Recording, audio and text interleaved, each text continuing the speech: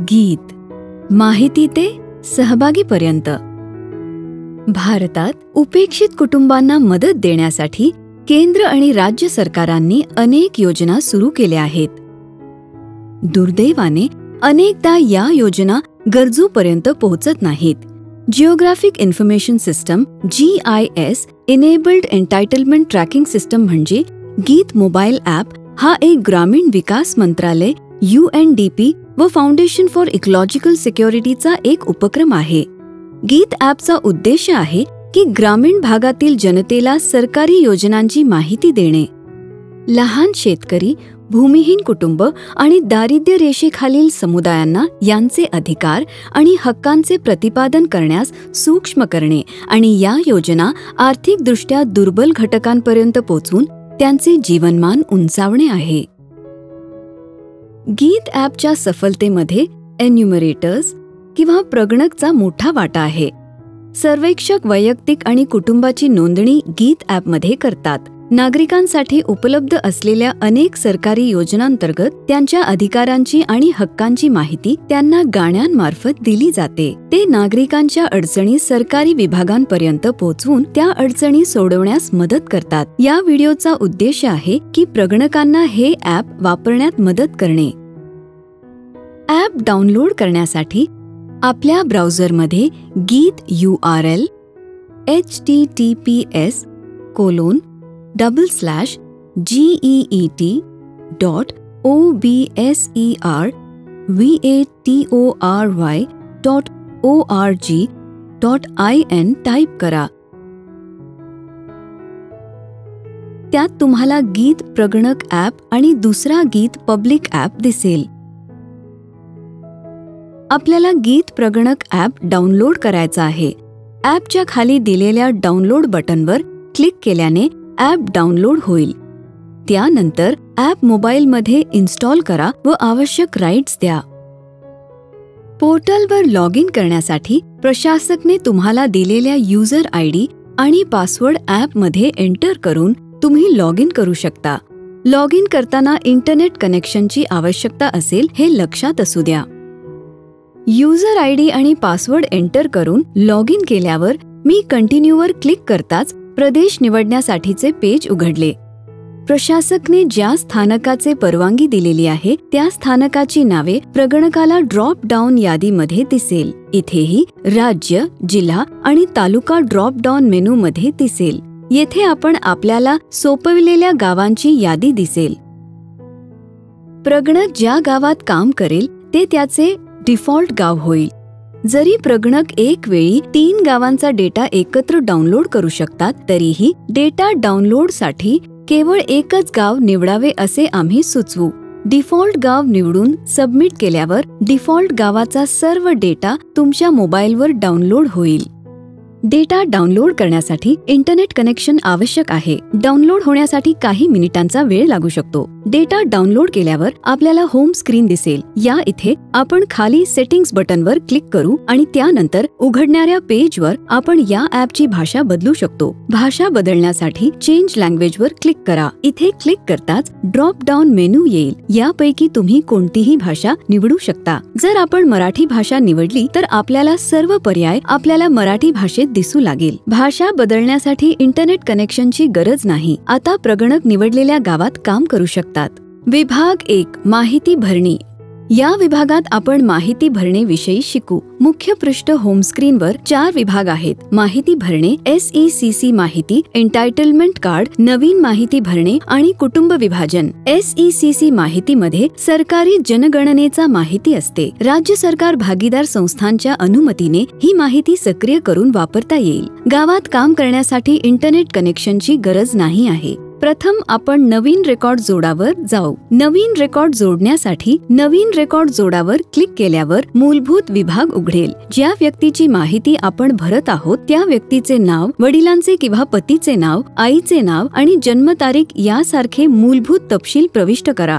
येथे कॅलेंडरमध्ये महिन्याचा पर्याय सर्वात वर दिसतो. वर्ष बदलण्यासाठी जन्म वर्ष निवडा आणि खाली जाऊन त्यावर क्लिक करा. त्यानंतर 10 अंकी मोबाईल क्रमांक टाका. नंतर वय ड्रॉप डाऊन मेनूमधून जात निवडा. लिंग किंवा लिंगासाठी ड्रॉप डाऊन मेनूमधून पुरुष, महिला किंवा तृतीय पंथी निवडा. तुम्ही दारिद्र्य रेषेखालील म्हणजे BPL आहे की नाही ते निवडा. ड्रॉप डाऊन मेनूमधून तुमची वैवाहिक स्थिती निवडा. तुम्हाला अपंगत्व आहे की नाही ते निवडा. हे तपशील आवश्यक आहेत.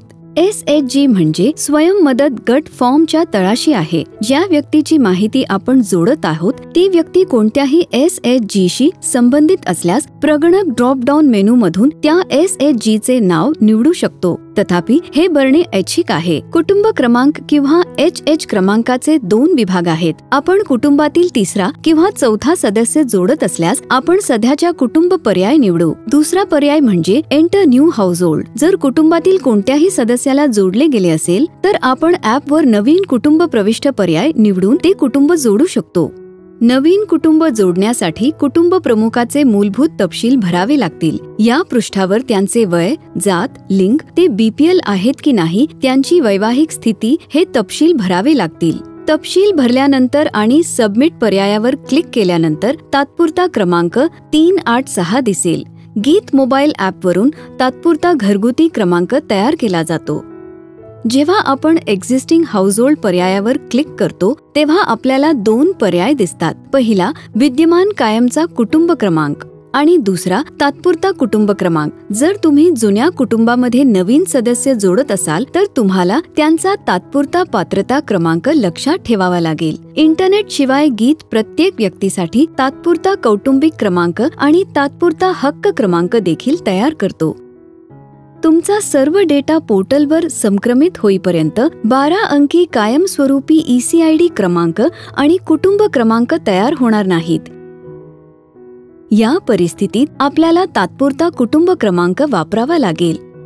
सेटिंग्स पर्यायावर क्लिक आणि माहिती संक्रमित बटनवर क्लिक करताच ॲपमध्ये प्रत्येक प्रविष्ठाचा EC क्रमांक आणि कुटुंब क्रमांक दिसू लागेल. यानंतर आपल्याला हवे असल्यास आपण अन्य सदस्य जोडा वर क्लिक करून या कुटुंबामध्ये दुसरा सदस्य जोडू शकतो. तुम्ही नवीन कुटुंब जोडत असल्यास तुम्हाला एक नवीन तात्पुरता क्रमांक मिळेल. तुम्हाला एखाद्या विशिष्ट क्षेत्रातील योजनेचा लाभ घ्यायचा असेल तर तुम्ही त्या क्षेत्रातील माहिती टाकून तुमची पात्रता तपासू शकता. योजनांच्या आधारे ही माहिती 10 श्रेणींमध्ये विभागली गेली आहे. त्यापैकी काही मूलभूत माहिती, ओळखपत्र, सामाजिक सुरक्षा, कौशल्य विकास, स्वच्छता, आरोग्य आणि पोषण, उपजीविका आणि रोजगार, गृहनिर्माण, महिला आणि बालक विकास, विमा आणि सर्व आहेत. मूलभूत तपशील भरल्यानंतर ओळखपत्र तपशील भरा. ओळखपत्रात आधार कार्ड, निवडणूक कार्ड यासारख्या नोंदी टाकल्या जातात.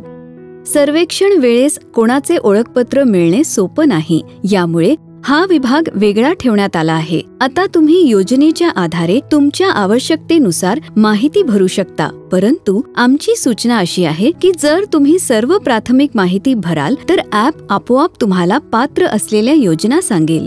सर्व पर्यायमध्ये तुमचे वय भरा. ड्रॉप डाऊन मेनू मधून तुमची जात निवडा, लिंग निवडा, तुम्ही BPL आहात की नाही, तुमची वैवाहिक स्थिती निवडा, तुम्ही गरोदर किंवा स्तनपान करत आहात की नाही, तुम्हाला अपंगत्व आहे की नाही, सर्व माहिती भरा. शैक्षणिक स्तर ड्रॉप डाऊन मेनू मधून निवडा. निरक्षर, लिहिता वाचता न येणारी व्यक्ती, साक्षर परंतु प्राथमिक दर्जाहून कमी शिक्षण, 7 वर्षाहून अधिक वयाची व्यक्ती जी लिहू वाचू शकते, एखादी भाषा समजू शकते आणि केवळ 4थ्या वर्गापर्यंत शिक्षण घेतले आहे. प्राथमिक असा व्यक्ती जो 5वा, 6वा किंवा 7व्या वर्गाची परीक्षा उत्तीर्ण झालेली आहे. 9वी ते 12वी वर्गाची परीक्षा उत्तीर्ण झालेली व्यक्ती, 10वी किंवा 12वी वर्ग अनुत्तीर्ण झालेली व्यक्ती, माध्यमिक 10वी किंवा 11वी वर्ग उत्तीर्ण झालेली व्यक्ती, उच्च माध्यमिक 12वी वर्ग उत्तीर्ण झालेली परंतु पदवी प्राप्त न केलेली व्यक्ती, पदवीधर किंवा उच्च पदवीधर व्यक्ती. घराचा प्रकार प्रगणकला ड्रॉप डाऊन यादीतून निवडायचे आहे. बेघर, जे घरांमध्ये न राहता उघड्यावर राहतात. सामान्य असा गट जो एकत्र राहतो आणि एकत्र स्वयंपाक करतो. संस्थात्मक, संबंधित नसलेल्या व्यक्तींचा गट ज्यांचे जेवण एकत्र एका स्वयंपाकघरात तयार होते. भिंतीचा प्रकार गवत, छप्पर, बांबू, लाकडी, ओली माती, प्लास्टिक, कच्च्या विटा, हाताने बनवलेल्या टाइल्स, अन्य. उत्पन्नाचा मुख्य स्रोत दैनंदिन रोजगार, बिगर शेती आणि स्वतःचा व्यवसाय, भीक मागणे किंवा कचरा जमा करणे किंवा देणगी, शेती, अन्य काहीही नाही. स्वतःची जमीन, हो किंवा नाही. क्षेत्राचा प्रकार, ग्रामीण, शहरी, विशेषतः असुरक्षित आदिवासी समुदाय, हो किंवा नाही. शेतकरी, हो किंवा नाही. वार्षिक उत्पन्न सविस्तर भरा. पशुधन, हो किंवा नाही. बँक खाता, हो किंवा नाही. जर तुम्हाला तुमच्या पात्रतेच्या निकषांसाठी एखाद्या विशिष्ट विषयाच्या शीर्षकाशी संबंधित योजनांची माहिती पाहायची असल्यास त्या विषयाच्या शीर्षामध्ये आवश्यक माहिती भरा. रिसेट पर्याय तुम्हाला चूक सुधारण्याची आणि पुन्हा एंट्री करण्याचे परवानगी देते. तुम्ही इन्सर्ट पर्याय वापरून माहिती साठवण करू शकता. एन्टायटलमेंट कार्ड माहितीमध्ये वैयक्तिक आणि कुटुंबाची माहिती असते. यामध्ये वैयक्तिक आणि कुटुंब या दोन्हीचा युनिक आयडी असतो. दोघेही एकमेकांशी जोडलेले असतात. एन्टायटलमेंट कार्ड डेटा बटनवर क्लिक केल्यास आपल्याला 3 पर्याय मिळतात: वैयक्तिक, घरगुती आणि मृत व्यक्तीचे माहिती. वैयक्तिक पर्याय. वैयक्तिक पर्यायावर क्लिक करून आपण ॲपवर वैयक्तिक नोंदणीकृत व्यक्तीची माहिती पाहू शकता. वापरकर्ते सर्च बॉक्समध्ये ईसी क्रमांक, वडील किंवा पतीचे नाव यासारखे तपशील प्रविष्ट करून रेकॉर्ड शोधू शकता. वापरकर्ते वरील 3 ठिपके वापरून रेकॉर्ड देखील क्रमवारीत लावू शकतात. कुटुंब पर्याय. कुटुंब पर्यायावर क्लिक करून आपण ॲपमध्ये नोंदणीकृत सर्व कुटुंबाचे रेकॉर्ड पाहू शकता. त्यासोबतच तुम्ही प्रगणक ड्रॉपडाऊन मध्ये माहिती प्रविष्ट करून कुटुंब नोंदी तपासू आणि अद्ययावत करू शकता. तुम्ही कोणत्याही वैयक्तिक किंवा कुटुंबांशी संबंधित नोंदी पाहू शकता.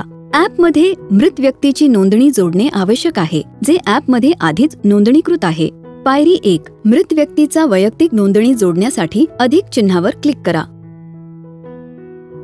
पायरी 2. मृत व्यक्तीचा ईसी क्रमांक प्रविष्ट करा. जसे मी तात्पुरत्या पात्रता क्रमांकावर जाऊन 4 या क्रमांकावर क्लिक करताच प्रदीपचे नाव आले. प्रदीपच्या आईचे नाव सीता आणि वडिलांचे नाव संजय आहे. त्यानंतर ॲपने त्याच्या मृत्यूची तारीख टाकण्यास सांगितले.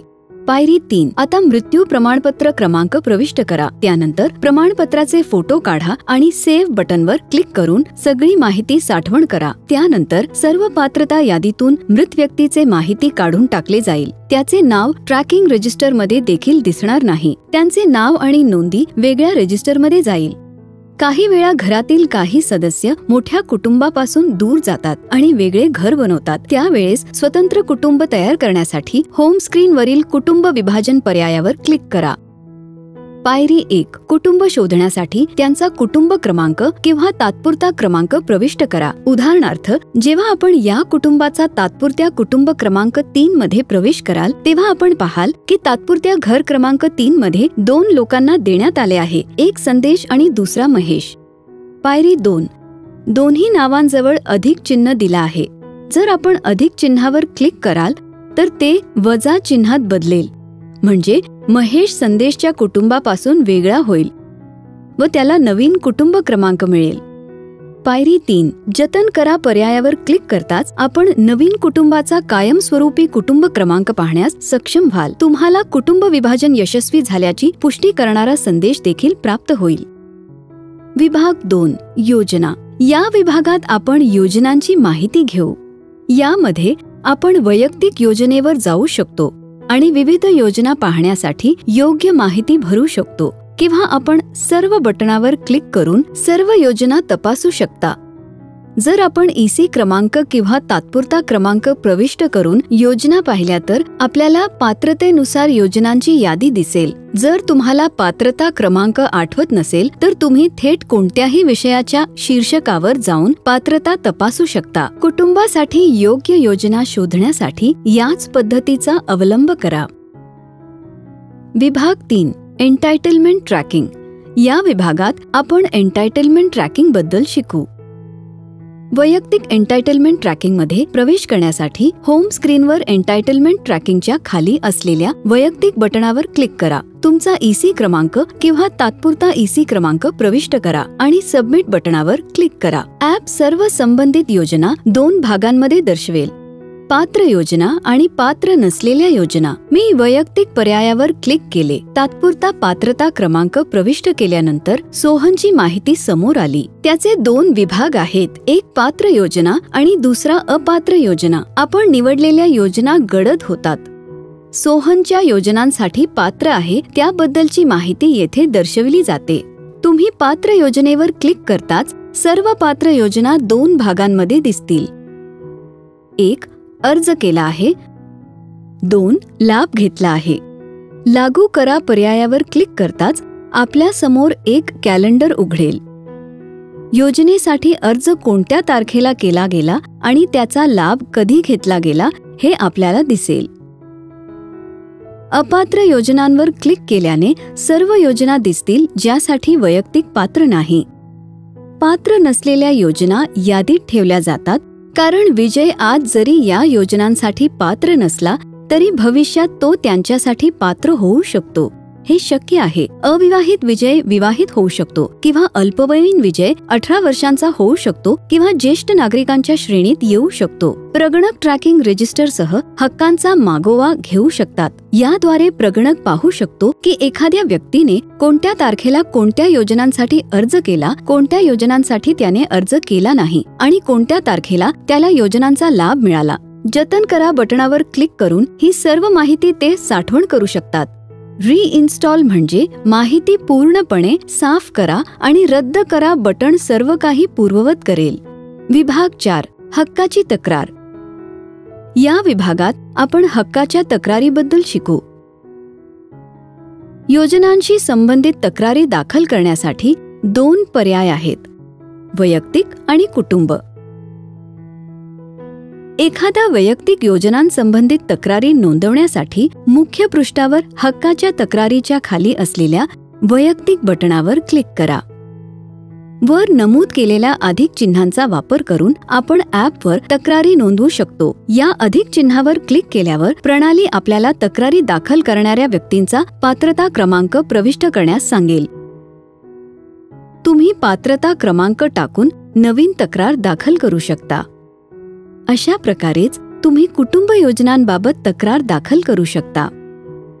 त्यानंतर प्रगणकाने ती योजना निवडावी ज्याच्या संदर्भात व्यक्तीने तक्रार नोंदवायची आहे. जर तुम्हाला योजनेचा लाभ मिळत नसेल किंवा तुम्हाला फक्त आंशिक लाभ मिळत असेल तर तुमच्या तक्रारी निवडा पर्यायावर क्लिक करा आणि तक्रारीचा प्रकार निवडा. तुम्ही तक्रारीचा फोटो देखील अपलोड करू शकता. तथापि एक पर्याय भरणे आवश्यक नाही. तक्रार जतन करण्यासाठी जतन करा पर्यायावर क्लिक करा. रद्द करण्यासाठी रद्द बटनवर क्लिक करा. तक्रार पुन्हा नोंदवण्यासाठी पुनर्संचयित वर क्लिक करा. हक्काच्या तक्रारी दाखल केलेल्या तक्रारी 2 विभागांतर्गत दिसतात. प्रथम अनिर्णित, यामध्ये निराकरण न झालेल्या तक्रारांची समावेश आहे. दुसरे निराकरण झाले आहे, यामध्ये या तक्रारींचा समावेश आहे ज्यांचे निराकरण करण्यात आले आहे. ड्रॉप डाऊन मेनूमध्ये तक्रार दिसत नसल्यास तुम्ही अन्य पर्याय आणि फाईल तक्रारी बटणावर क्लिक करून वैयक्तिक किंवा कुटुंबांशी संबंधित योजनांबाबत तक्रार नोंदवू शकता. विभाग 5. या विभागात आपण ॲप सेटिंग बद्दल शिकू. नेटवर्क कनेक्टिव्हिटी असल्यास दर 3-4 तासांनी माहिती संक्रमित करणे आवश्यक आहे. अन्यथा दररोज संध्याकाळी माहिती संक्रमित करा. माहिती संक्रमित केल्याने सर्व्हरवर माहिती साठवली जाते. तुमचा मोबाईल चोरीला गेला किंवा खराब झाला तरी माहिती सर्व्हरवर सुरक्षित राहते. मोबाईलवरून गाण्याच्या सर्व्हरवर माहिती साठवण करण्यासाठी तुम्हाला इंटरनेट कनेक्शनची आवश्यकता असेल. यासाठी आपण सेटिंगमध्ये जाऊन संक्रमित माहिती सिंक डेटा पर्यायावर क्लिक करा. माहिती जतन होईल. पुढील गावात काम करण्यासाठी तुम्हाला प्रदेश बदलावा लागेल. यासाठी प्रदेश बदला बटण दाबा. प्रदेश बदलामध्ये तुम्ही तुमचे गाव बदलूनच नवीन नाव निवडू शकता. तुम्हाला लॉग आउट करण्यासाठी इंटरनेटची आवश्यकता नाही. लॉग आउट करण्यासाठी होम स्क्रीन वरून सेटिंग्स पृष्ठावर जा. सेटिंग पृष्ठावरील लॉग आउट बटणावर क्लिक करून लॉग आउट करा. त्याच खात्याने पुन्हा लॉग इन करण्यासाठी तुम्ही ॲपमधील लॉग इन अगेन पर्यायावर वापरकर्ता आयडी आणि पासवर्ड टाकून पुन्हा लॉग इन करू शकता. या आयडी द्वारे तुम्ही गीत सार्वजनिक पोर्टलवर लॉग इन करून गोळा केलेली माहिती पाहू शकता आणि त्यावर आधारित नवीन अहवाल तयार करू शकता. लक्षात ठेवा, जेव्हा तुम्हाला संधी मिळेल तेव्हा माहिती समक्रमित डेटा सिंक करत रहा. असे केल्याने माहिती सर्व्हरमध्ये सुरक्षित राहते. माहिती जतन करण्यासाठी इंटरनेट कनेक्शन आवश्यक आहे. आमची वेबसाईट https://geet.observatory.org.in आहे.